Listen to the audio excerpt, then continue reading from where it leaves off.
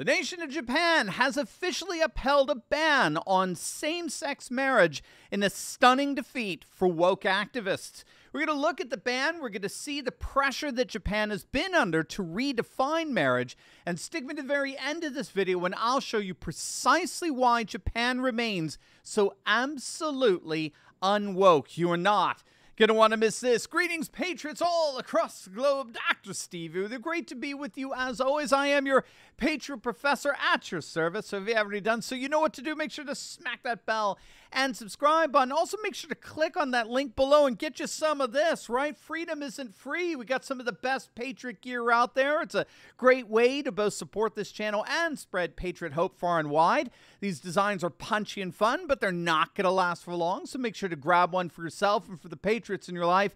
Click on that link below or go to store.turleytalks.com. That's store.turleytalks.com. All right, gang, let's dive right in here. We've got a fascinating ruling coming out of the nation of Japan. In a massive blow to woke activists, Japan's ban on same-sex marriage has been reaffirmed as fully in line with Japan's constitution and will officially remain the law of the land. The district court in the city of Osaka dismissed a lawsuit in which 3 same-sex couples challenged the constitutionality of Japan's same-sex marriage ban.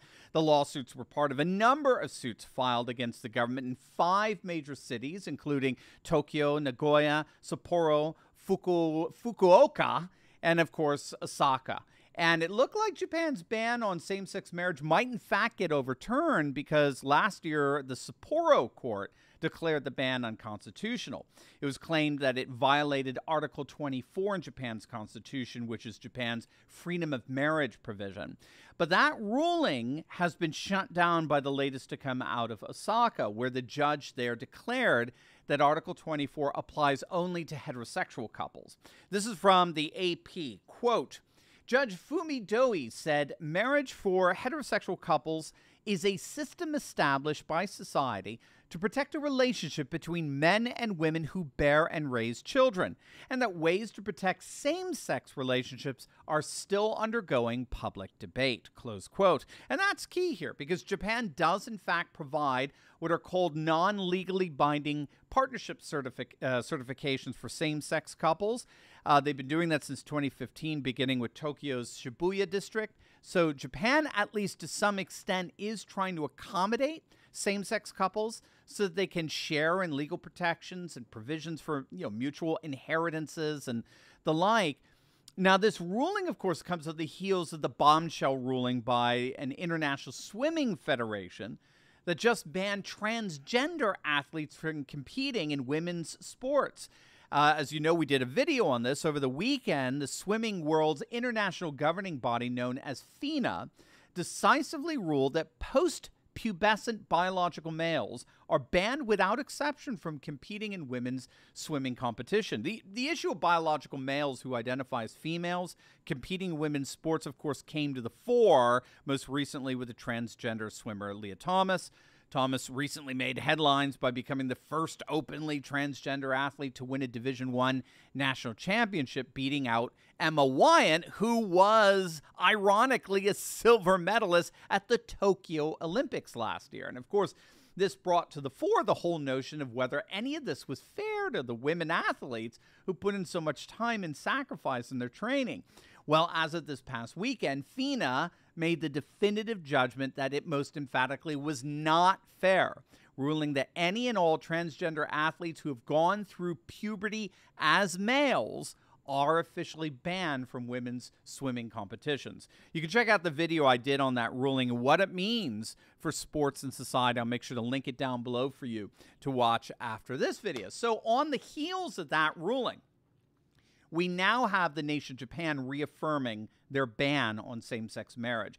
And the key here is that that ban rests on a very stark contrast, very real distinction between same-sex lifestyles, which Japan is increasingly trying to accommodate legally and the like, and marriage.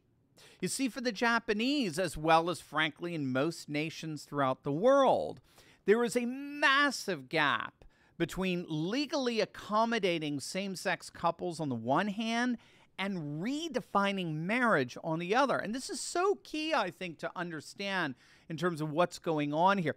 We've got to remember there have been scores of societies throughout history that were very accommodating to homosexuality. In ancient Greece, it was widely accepted, particularly among teachers and their students, if you can believe it. It was a practice known as synusia.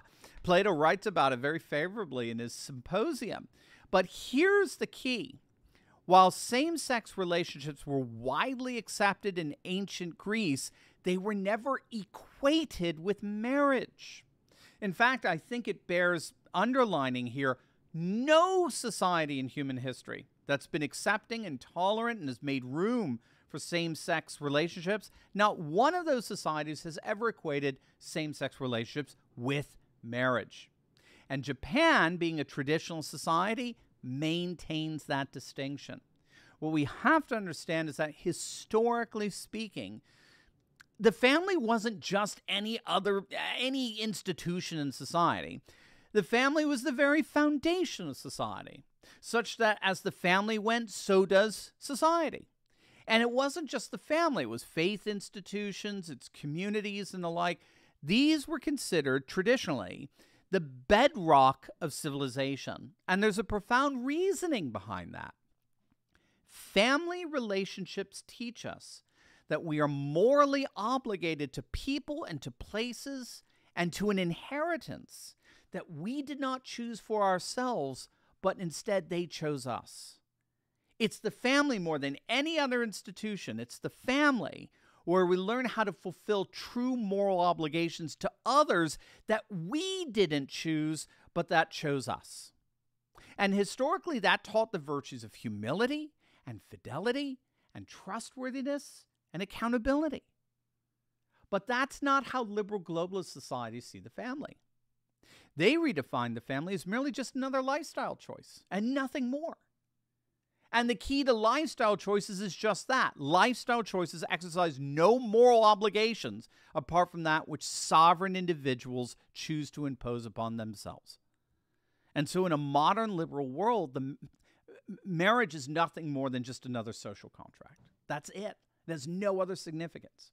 It has no civilizational ramification whatsoever, precisely because globalist societies have replaced civilization with a system. A massive one-size-fits-all political and economic system that's superimposed on all nations, cultures, customs, and traditions.